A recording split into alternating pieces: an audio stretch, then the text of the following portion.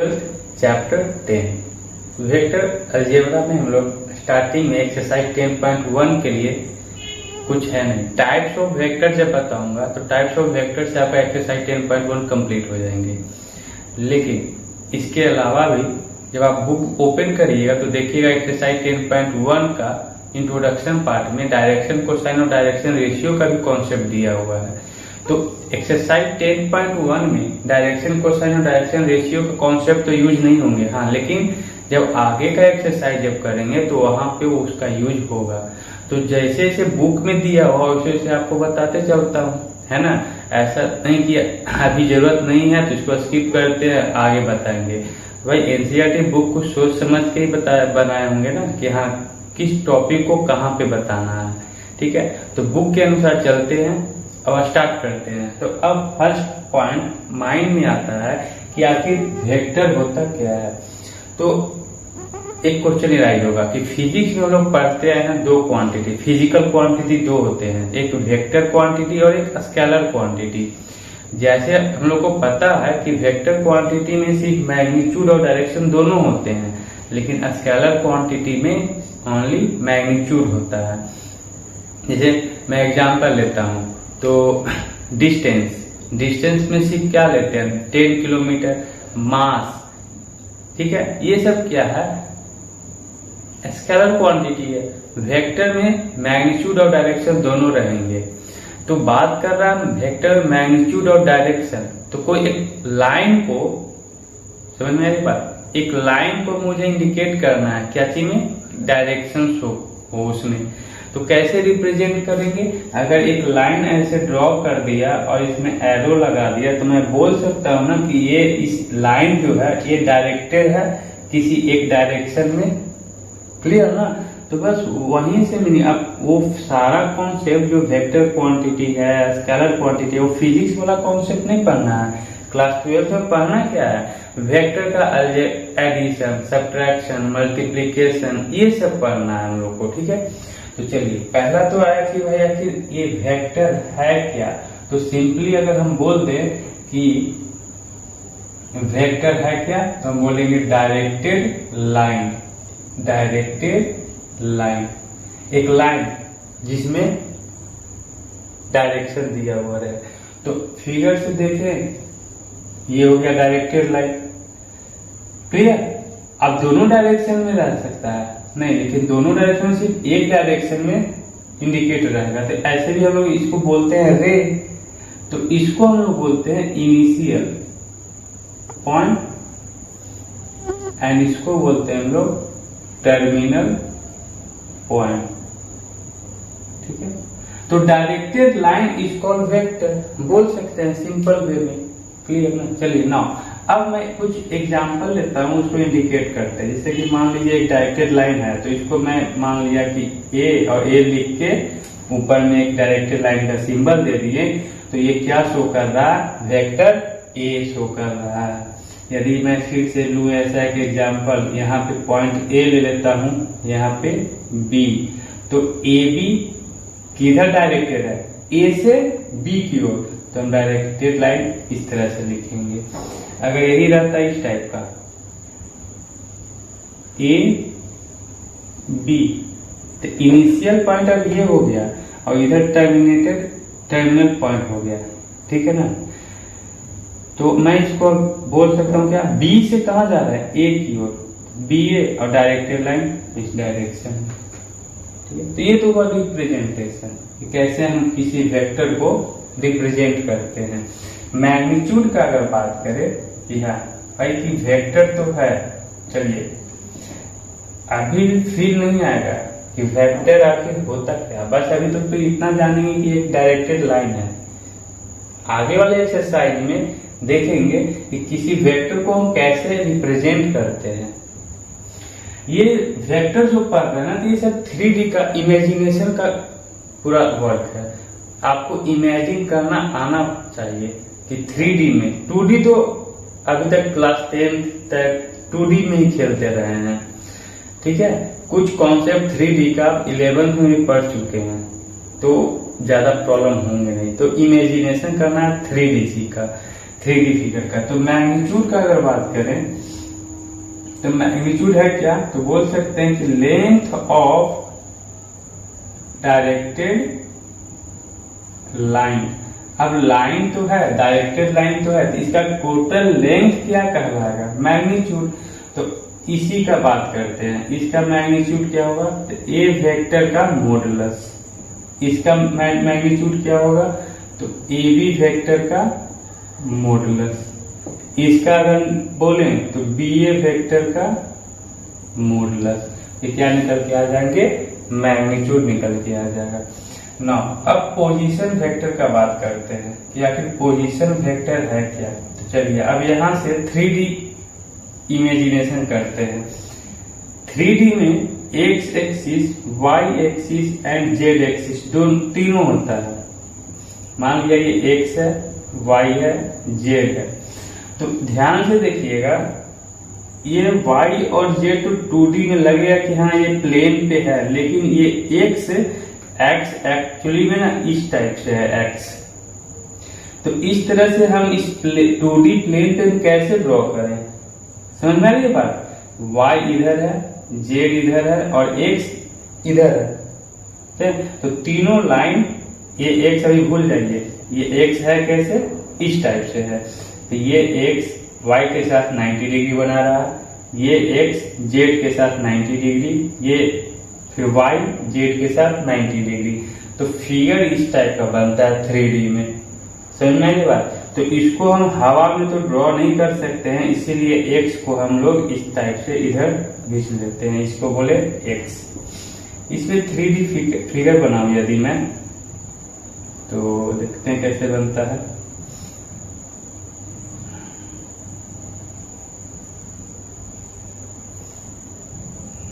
थोड़ा सोचना पड़ेगा भी, है ना।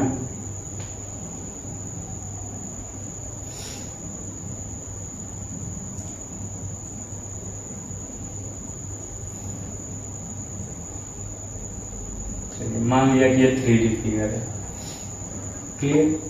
यहां पे एक पॉइंट मान लेता हूं P, ये ऑरिजिन है, एक्स वाई जेड कहाँ पे लाई कर रहा है, ये ऑरिजिन है, तीनों के लिए 0 0 होंगे, एक्स के लिए भी, वाई के लिए भी, जेड के लिए भी। मैं एक लाइन डायरेक्टेड लाइन ले लेता हूँ ओ पी, ये ओ है तो ये पी है। तो पोजीशन वेक्टर बोलता क्या है, तो मैं यहाँ पे बोलूंगा कि let O be reference point या रेफरेंस ऑरिजिन मान लेंगे, ठीक है। And P is any point in space। P क्या है, एक पॉइंट है, कहाँ पे है, वो स्पेस में है, हवा में है, ना कि ये y पे है, ना z पे है, ना x पे है। तो कहाँ पे है, हवा में, इमेजिन करिएगा। तो बोलेंगे then OP vector is position vector. तो ओपी वेक्टर ही क्या हो जाएगा, पोजीशन वेक्टर हो जाएगा। तो हम बात करते हैं कि कोई भी वेक्टर हो उसको पोजीशन वेक्टर बोलेंगे नहीं, उसका कंडीशन है क्या कि स्टार्टिंग में जो ओ है वो रेफरेंस ऑरिजिन लेना है। जब भी इनिशियल पॉइंट किसी वेक्टर का ऑरिजिन से ओरिजिनेट हो रहा है तब बोलेंगे कि वो पोजीशन वेक्टर है। तो पोजीशन वेक्टर आखिर डिनोट करता क्या है, तो बस बोल सकते हैं कि पोजीशन वेक्टर जो है सिंपली क्या इंडिकेट करेगा, इंडिकेट पोजीशन ऑफ पॉइंट। कहां, इन 3D कार्टेशियन सिस्टम में। 3D कार्टेशियन सिस्टम में किसी पॉइंट को बस इंडिकेट करेगा कि वो वहां पे पॉइंट है, वही क्या कहलाया, पोजीशन वेक्टर।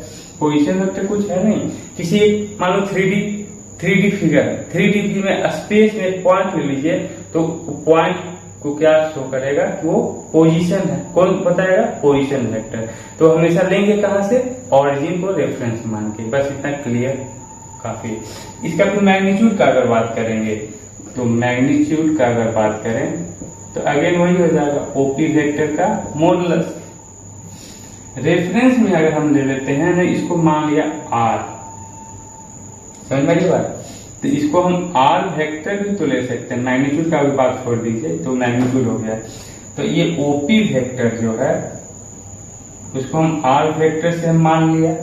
चलिए जो पोजीशन वेक्टर है उसको हम मान के चला कि आर है, तो इसका मैग्नीट्यूड फिर क्या हो जाएगा, आर वेक्टर का मॉडुलस।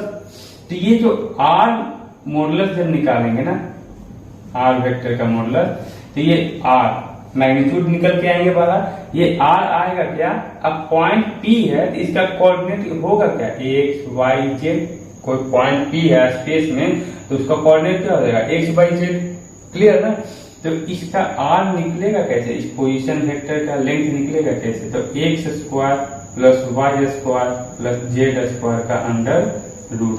2D से इमेजिन करिए, अगर कोई 2D रहता था भाई एक्स और वाई, तो कोई पॉइंट पी रहता था, तो इस आर का लेंथ कैसे निकालते थे।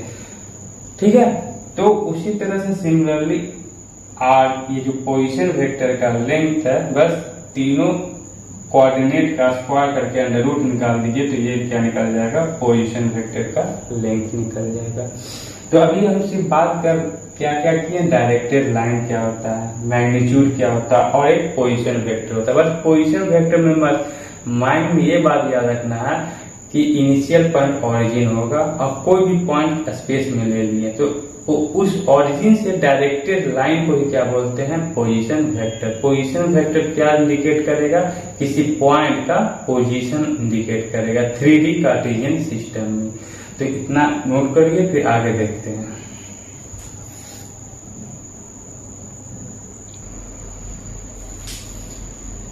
चलिए अब बात करते हैं डायरेक्शन कोसाइन का। तो माइंड में क्वेश्चन है कि आखिर डायरेक्शन कोसाइन है क्या। तो मैं यहाँ पे 3D फिगर बना चुका हूँ पहले से, टाइम न लगे इसके लिए। तो अगेन इसको मैं मान लिया कि ये रेफरेंस पॉइंट लिया ओरिजिन ओ, एक पॉइंट पी ले लेता हूँ स्पेस, पोजीशन वेक्टर ड्रॉ कर दिया। पोजीशन वेक्टर ओपी को बोलेंगे, ऐसा क्यों बोलेंगे, क्या भी पढ़ चुका हूँ कि ये रेफरेंस पॉइंट यानी इनिशियल पॉइंट कहाँ से है, ओरिजिन से है। जब भी कभी इनिशियल पॉइंट ओरिजिन से है तो इसको बोलेंगे पोजीशन वेक्टर। पोजीशन वेक्टर क्या करेगा, किसी पॉइंट का डायरेक्शन इंडिकेट करेगा। चलिए यहाँ तक तो क्लियर था। आप सब कोई मान लेते कि पी है स्पेस में, तो उसका कोऑर्डिनेट एक्स वाई जेड मान लिया, एज्यूम कर लिया ना। अब ये जो ओपी है, इमेजिन करिए ये भी तो स्पेस में होंगे। अब ये एक्स कहाँ था, एक्स ऐसे था, ठीक है, तो ये भी तो ऐसे स्पेस में होगा कहीं ना कहीं यहाँ पे। समझ वाली बात, ये एक्स है, ये वाई है, ये जेड है, तो हम कोई पॉइंट यहाँ पे ले लिया, ठीक है। तो यहाँ पे एक्स का भी पार्ट होगा, वाई का भी कोऑर्डिनेट होगा, जेड, यानी कि कहने का मतलब कि एक्स डिस्टेंस होगा कहीं यहाँ से, वाई से भी कुछ ना कुछ दूरी होगा यहाँ पे, जेड से भी होगा, इसलिए यहाँ पे कोऑर्डिनेट क्या ले लिया, एक्स वाई जेड। समझ में आई बात। चलिए तो ये एक्स था, यहाँ पे कोई पॉइंट पी मान लिया जो कि हम प्लेन में यहाँ पे इंडिकेट कर दिया। तो एक्स के साथ कुछ ना कुछ तो एंगल बन रहे होंगे, वाई के साथ भी, जेड के साथ भी कुछ ना कुछ तो एंगल होगा। तो मान लिया कि let alpha beta and gamma be direction angle, ठीक है ना। तो एक्स के साथ एंटी क्लॉकवाइज में अल्फा एंगल बना रहा है, वाई एक्सिस के साथ भी एंड जेड एक्सिस के साथ भी, ठीक है, यहां तो कोई दिक्कत नहीं है। अब ये सोचिएगा डायरेक्शन से ना कि भाई ये तो एंटी क्लॉकवाइज, ये क्लॉकवाइज। इमेजिन करिए 3D में, 3D में कैसे लेके आऊं मैं, तो इंडिकेट तो करना होगा, सोचना होगा कुछ उसके अंदर। ऐसा मतलब कि ये एंटी क्लॉकवाइज, ये तो स्पेस में है। समझ में आई बात। तो यहाँ से भी सब तो आ रहा है ऊपर में उस पोजीशन वेक्टर के अलोंग एंगल बनाकर। तो अल्फा वाई के साथ बीटा एंड जेड के साथ गामा एंगल बना रहा है। तो ये जो अल्फा बीटा गामा जो भी एंगल बना रहा है ना, इसको देखिएगा तो ये हमेशा अल्फा बीटा गामा 0 और पाई के बीच में रहेंगे, ये हमेशा दिमाग में रखिएगा बात को। 0 से 180 के बीच में ही रहेगा वो एंगल। तो अल्फा बीटा गामा को मान लिया डायरेक्शन एंगल, जो पोजीशन वेक्टर के साथ एक्स एक्सिस, वाई एक्सिस और जेड एक्सिस के साथ एंगल फॉर्म कर रहा है। अब यही डायरेक्शन एंगल में अगर हम कोसाइन लगा दें तो हम बोल सकते हैं cosine of alpha beta and gamma क्या बताएगा, डायरेक्शन कोसाइन देगा। कुछ है नहीं डायरेक्शन कोसाइन। कोई एक पॉइंट है स्पेस में, उसका कोऑर्डिनेट होंगे x y z, clear. X axis के साथ, वाई एक्सिस के साथ, जेड एक्सिस के साथ कुछ न कुछ तो एंगल बनाएगा। वो एंगल 0 से 180 के बीच में रहना चाहिए। अब वही एंगल को हम लोग बोल दिए डायरेक्शन एंगल। उस डायरेक्शन एंगल में यदि हम कोसाइन लगा दें तो क्या हो जाएगा, डायरेक्शन कोसाइन हो जाएंगे। तो अब मैं बोल सकता हूं कि cos alpha, cos beta, cos gamma, ये क्या है, तीनों डायरेक्शन कोसाइन है। अब डायरेक्शन कोसाइन तो पता चल गया क्या है क्या। नेक्स्ट पॉइंट बोलेंगे कि इन जनरली हम बोल सकते हैं, बुक में दिया हुआ है कि डायरेक्शन कोसाइन इज रिप्रेजेंटेड। अब जनरली बुक में एक टर्म दे दिया है डायरेक्शन कोसाइन को रिप्रेजेंट करने के लिए, LMN। तो cos alpha equal to L, cos beta equal to M, cos gamma equal to N। क्योंकि इसी डायरेक्शन कोसाइन को L मान लिया, इसको M मान लिया, इसको N मान लिया है, और कुछ नहीं है। तो हम यहाँ पे बोल सकते हैं cos alpha equal to L, cos beta equal to M and cos gamma equal to N। अब यहाँ पे फिगर में फिर से आइए, ये तो स्पेस में होगा, ये एक्स एक्सिस ऐसे है, समझ में आ रही बात। तो ये भी तो स्पेस में होगा। तो मान लीजिए कि ये एक्स इधर है, तो इसको थोड़ा सा इमेजिन करिए कि ये मान लीजिए पोजीशन वेक्टर को हम ऐसे रख दे, ठीक। तो ये पोजीशन वेक्टर एक्स एक्सिस के अलोंग 90 डिग्री बनाएगा, वाई के साथ भी 90 डिग्री, जेड के साथ भी 90 डिग्री बनाएंगे ना। हम लिए थे अल्फा बीटा गामा 0 से 180 के बीच में होना चाहिए, ठीक है। कुछ ना है ना, थोड़ी 90 डिग्री जो ही नहीं है 90 डिग्री होगा, ठीक है। तो अगर मान लीजिए थोड़ा सा देख लीजिए, अगर ऐसे रखें तो ये एक्स एक्सिस के साथ 90 डिग्री तो बना रहा है, इसको मैं मान लिया ए, ठीक है।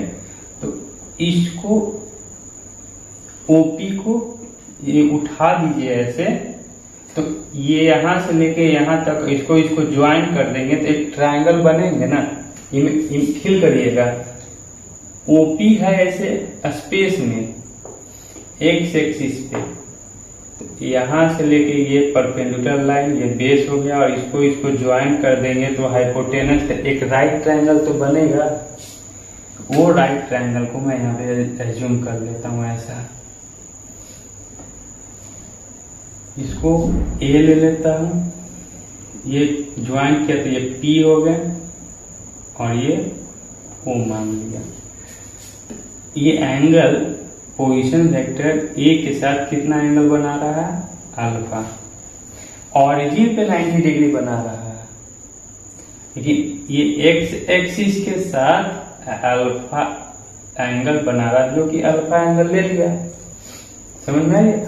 ऑरिजिन पे जब भी होगा तो ऑरिजिन पे वो क्या 90 डिग्री होगा, एक्स के साथ, वाई के साथ, जेड के साथ। तो एंगल ए के साथ में बना रहा अल्फा, तो वहां पे अल्फा ले लिया, यहाँ 90 डिग्री ले लिया। अब बात करते हैं तो ओए को हम, ये है क्या, एक्स एक्सिस का पार्टनर है, तो हम इसको एक्स मान लिया।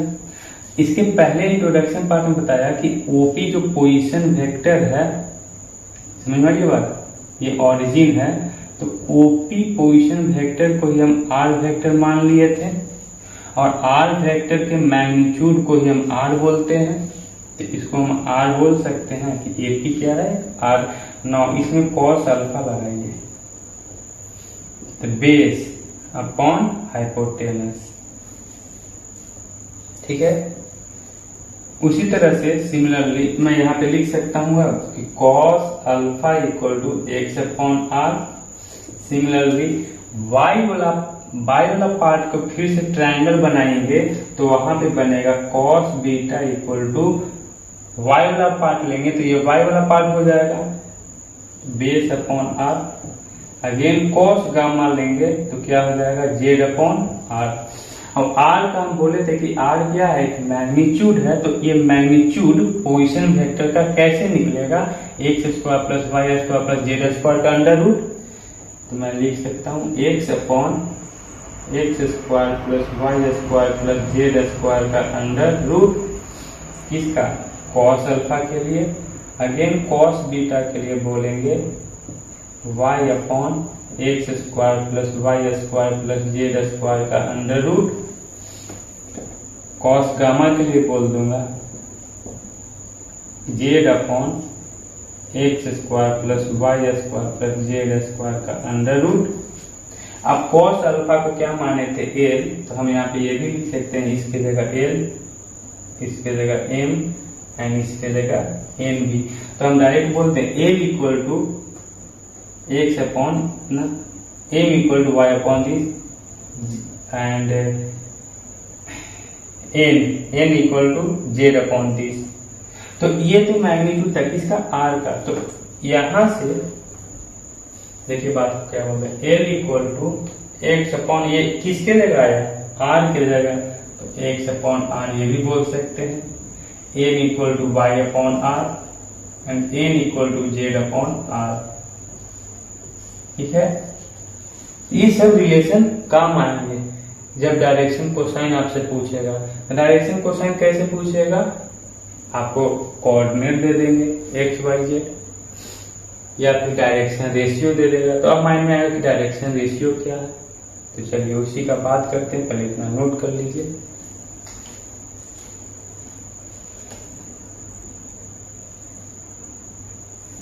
ठीक है, अब डायरेक्शन कोसाइन का तो हम बात कर लिए थे, अब डायरेक्शन रेशियो का बात करते हैं कि आखिर है क्या डायरेक्शन रेशियो। तो डायरेक्शन रेशियो कुछ नहीं, बोलिए कि सिंपली क्या है कि direction ratio is a number, एक नंबर है।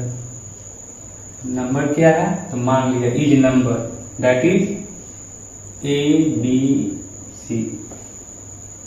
अब कौन सा नंबर है वो थोड़ी नोन है, वेरिएबल के फॉर्म में ले लिए, तीनों नंबर कुछ भी हो सकता है।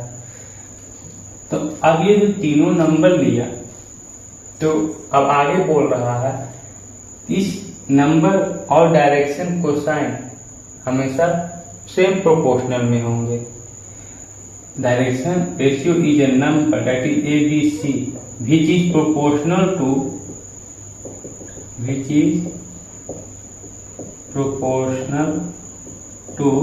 Direction cosine. ये हमेशा डायरेक्शन कोसाइन के साथ प्रोपोर्शनल रहेगा। कैसे, एग्जांपल समझते हैं बात को। ऊपर में डायरेक्शन रेशियो और डायरेक्शन कोसाइन एल, तो ए अपॉन एल। बी के लिए यहां से एम, यहां से सी लिया तो यहां से एन। हमेशा देखिए कुछ भी होगा कुछ न कुछ कांस्टेंट निकल के ही आएगा, दोनों को डिवाइड करिएगा तो, और हमेशा सेम आएगा, चाहे इसमें रखिए चाहे इसमें रखिए चाहे इसमें रखिए। मान लिया कि कोई के कांस्टेंट आ रहा है, इसको ऐसे फॉर्म में लिखिए या फिर इसको रेसिप्रोकल ले ले, तो एल अपॉन ए, M upon B, N upon C, तो ये क्या हो जाएगा 1 अपॉन के डैश। तो 1 अपॉन कांस्टेंट ही तो देगा ये दोनों मिलके, तो ये भी तो फिर मान लिए क्या के, तो या तो ये लिखिए या ये लिखिए, हमेशा प्रोपोर्शनल रहेगा। क्लियर ना। अब कंपेयर करते हैं, एल अपॉन ए। मैं क्या करूं, यहां से देखिए ए की जगह मैं लिख देता हूं L R upon L, B की जगह मैं लिख दिया M R upon M, C की जगह मैं लिख देता हूं एन आर अपॉन एन। तो इसका मतलब क्या कि एल एल कट गया तो आर ही रहेंगे, एम एम कट गया तो आर हो गया, एन एन कट गया तो आर हो गया। तो हमेशा क्या आ रहा है, कुछ ना कुछ तो कांस्टेंट ही आ रहा है ना। तो हम बोल सकते हैं कि ये डायरेक्शन रेशियो, ये डायरेक्शन कोसाइन, फिर से सब का प्रोपोर्शनल कांस्टेंट कुछ आ रहा है। तो एल आर किसके जगह पे आया है, ए पे। तो हम simply a equal to l r भी बोल सकते हैं। इसको कंपेयर करेंगे तो b equal to m r, c equal to n r. Clear ना, ये आगे काम आएगा। ठीक है, कब, जब हम लोग रिलेशन निकालेंगे ना डायरेक्शन रेशियो, डायरेक्शन कोसाइन के बीच में, इसी के बाद आने वाले हैं उस टॉपिक पे। अब इतना समझ जाने के बाद चलिए मैं एक एग्जांपल लेता हूं। Let if direction cosine is 2/3 minus 1/3, और कुछ ले लेते हैं, सपोज मान लिया 1/3। ठीक है ना। तो इसका डायरेक्शन, फाइंड डायरेक्शन रेशियो। तो मुझे वो नंबर खोजना है और इससे डिवाइड करने पे हमेशा क्या आ जाए, कांस्टेंट आ जाए। तो यहाँ पे अगर 1 ही है तो कोई दिक्कत है, देखते हैं करके। 2/3 को 2 से डिवाइड करिए, कितना आएगा, 2 2 कैंसिल तो 1/3 आएगा। ठीक है, -1/3 को 2 से डिवाइड करता हूँ तो यहाँ 2 ले लेते हैं। डायरेक्शन कोसाइन क्या है, -2/3। तो -2/3 को यदि मैं -2 से डिवाइड करें तो भी 1/3 आएगा। ठीक है, नाउ इसको मैं डिवाइड करता हूँ किससे, 1 को मैं 3 से डिवाइड किया तो आ गया 1/3। तो ये जो है ना नंबर 2 -2 3 क्या हो जाएगा, डायरेक्शन रेशियो। 2 -2 3 ये कहलाएंगे डायरेक्शन रेशियो। यानी कि ये जो भी कॉन्सेप्ट पर है उसके हेल्प से अगर डायरेक्शन कोसाइन दिया हुआ है तो डायरेक्शन रेशियो कैसे निकल के आ गया, समझ में आया ना। अगर यही क्वेश्चन सिर्फ दिया देता और बोलता कि ऐसे ऐसे डिवाइड करने पे कांस्टेंट आना चाहिए तो क्या कुछ समझ में आते, नहीं। ये सब कुछ समझ जाने के बाद ना क्वेश्चन इजी वे में आ जाते हैं। चलिए यहाँ पे एक आया, और भी हो सकता है क्या डायरेक्शन रेशियो, 2/3 में क्या चीज से डिवाइड करें, मान लिया 4 से डिवाइड करते हैं तो 4 से डिवाइड करने पे कितना आएगा, 2/3 इंटू 1/4, 1/6 आ गया। ठीक है, -2/3 में अगर डिवाइड करें किससे, 4 से, -4 से तो भी 1/6 आएगा। यहाँ डायरेक्शन रेशियो 4 है, -4 है। 1 किससे डिवाइड करें कि 1/6 आ जाए, तो 1 में 6 से ही डिवाइड करेंगे तो यहाँ डायरेक्शन रेशियो क्या आ गया। इसी क्वेश्चन के लिए डायरेक्शन रेशियो क्या आ रहा है, 4 -4 एंड 6। और भी हो सकता है क्या, हाँ होगा, चेक करिएगा। कहने का मतलब कि डायरेक्शन कोसाइन और डायरेक्शन रेशियो को डिवाइड करेंगे, रेशियो में लिखेंगे तो हमेशा कांस्टेंट आना चाहिए। कांस्टेंट तो आ रहा है इसमें, 2 -2 3 से डिवाइड करने पे हमेशा कांस्टेंट 1/3 1/3 1/3 आ रहा है। तो अब फाइनल कंक्लूजन का बात करें तो हम बोल सकते हैं कि डायरेक्शन कोसाइन इज यूनिक, मतलब कि वो हमेशा यूनिक रहेगा, एक ही रहेगा। लेकिन डायरेक्शन रेशियो डिफरेंट हो सकता है। Direction ratio is not unique. ये पॉइंट याद रखिएगा बात को कि डायरेक्शन रेशियो फिक्स रहेगा, यूनिक रहेगा, लेकिन उसके रिस्पेक्ट में डायरेक्शन रेशियो अगर फाइंड आउट करें तो एक से ज्यादा डायरेक्शन रेशियो आ सकता है। क्लियर, चलिए तो यहाँ तक तो कॉन्सेप्ट क्लियर हो गया। तो अब बात करते हैं कि आखिर रिलेशन क्या है, जिसमें पहले नोट कर लीजिए, उसके बाद देखते हैं।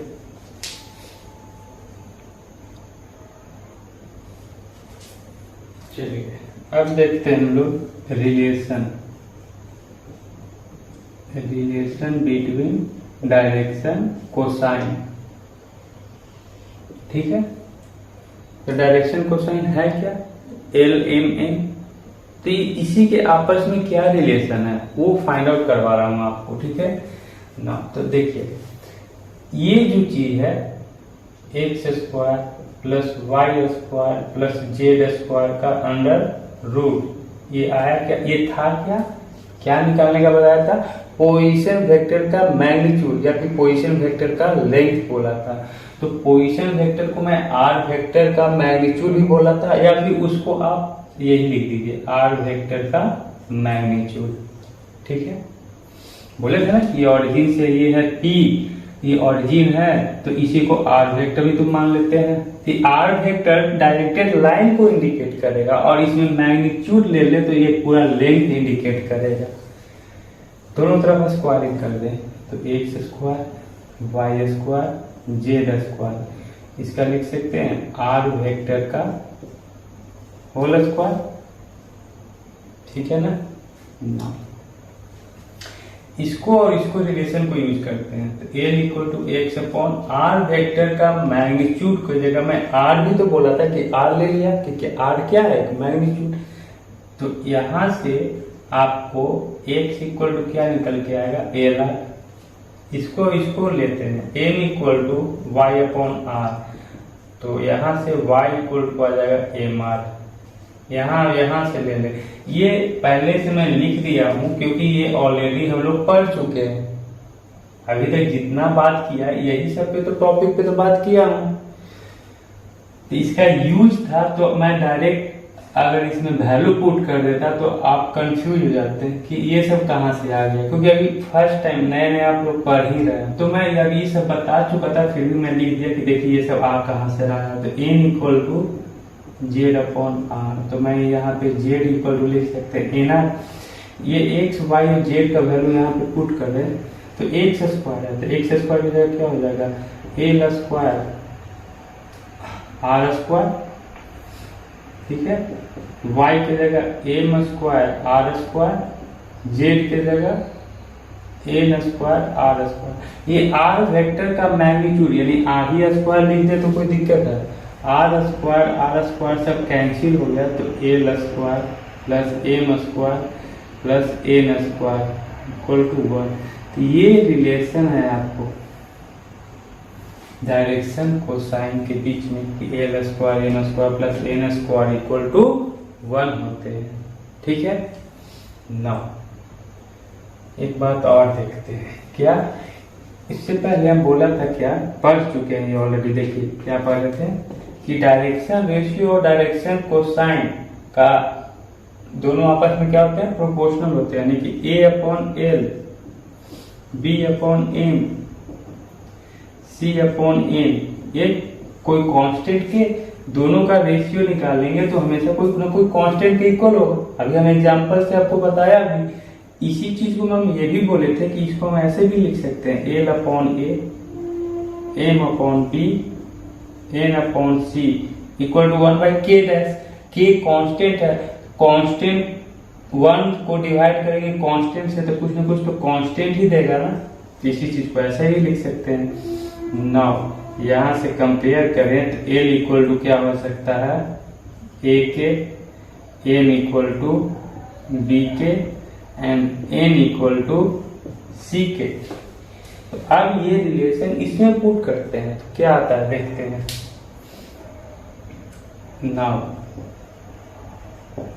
एल स्क्वायर है तो हम लिखेंगे A square K square plus M के जगह तो B square K square, M के जगह तो एन स्क्वायर है तो हो जाएगा C square K square equal to 1।